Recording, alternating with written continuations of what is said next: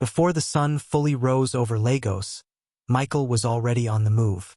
The city's heat hadn't yet taken hold, but its pulse was clear in the hum of vendors setting up, taxi drivers' chatter, and the faint smell of engine fumes blending with the fresh scent of rain-soaked streets.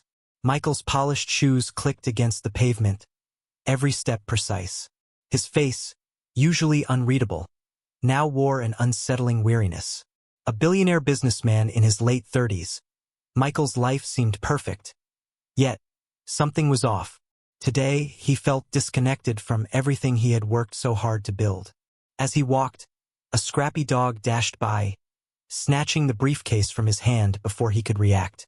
The dog sped down an alley and Michael, despite his suit and polished shoes, instinctively chased it.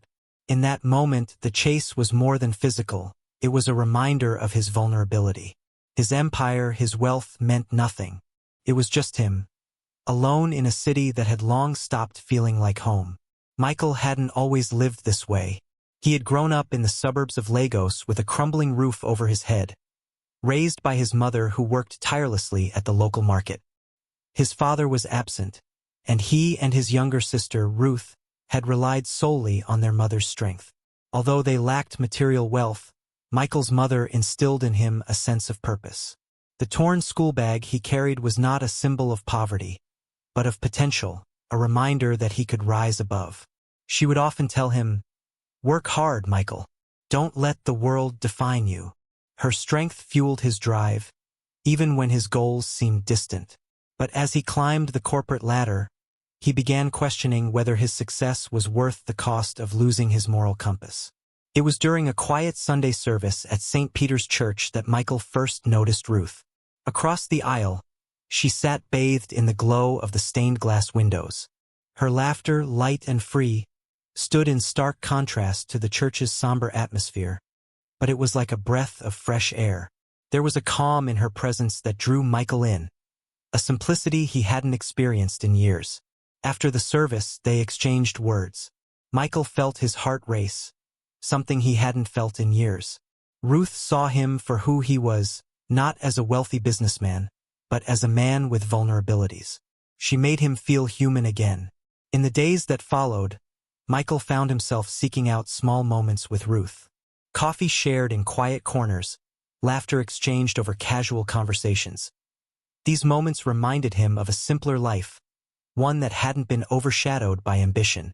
But Toby, his closest friend and business partner, noticed the change.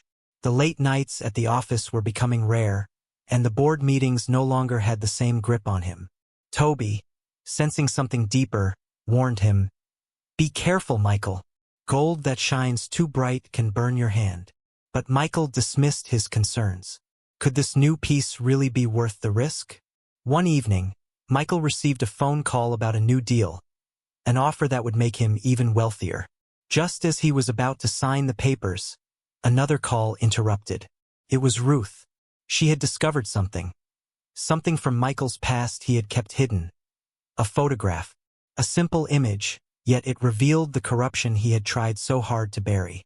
Ruth, devastated, confronted him. He had no explanations, only guilt. In the days that followed, Ruth disappeared. Michael tried reaching her, but she was gone. The betrayal struck deep, not just in his heart, but in his very identity.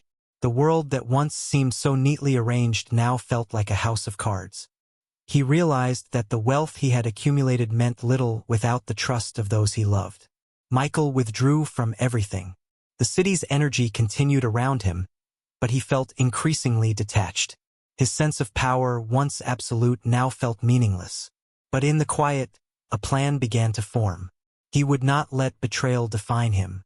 Using his connections, he quietly began shifting assets and making strategic moves to dismantle his enemies. But this time, it wasn't about wealth, it was about reclaiming his dignity. The showdown came swiftly.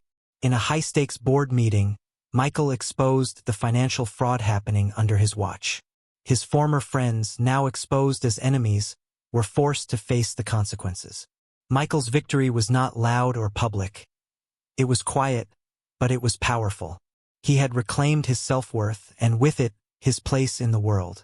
In the aftermath, Michael stood alone in his office, watching the city below. He felt lighter, not because of his wealth, but because he had found peace. He had lost Ruth, but in that loss, he had gained something far more valuable: a deep understanding of who he had become. Ruth reached out months later with a simple message: "I'm sorry." It wasn't a grand reconciliation, but it was enough. The healing had begun.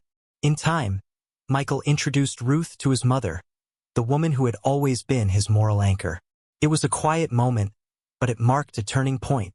Michael had learned that true success was not measured by wealth, but by relationships, integrity, and the courage to do what was right. As they left the building, Michael felt at peace. He had walked through the storm and emerged stronger, wiser, and ready for a future rooted in love, integrity, and true connection.